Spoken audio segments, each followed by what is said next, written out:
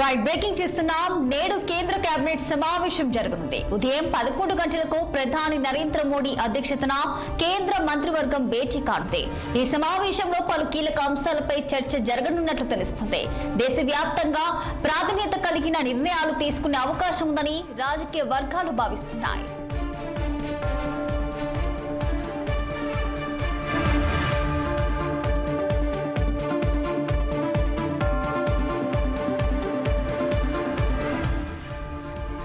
నేడు కేంద్ర కేబినెట్ సమావేశం జరగనుంది. ఉదయం 11 గంటలకు ప్రధాని నరేంద్ర మోడీ అధ్యక్షతన కేంద్ర మంత్రివర్గం భేటీ కానుంది. ఈ సమావేశంలో పలు కీలక అంశాలపై చర్చ జరగనున్నట్లు తెలుస్తోంది.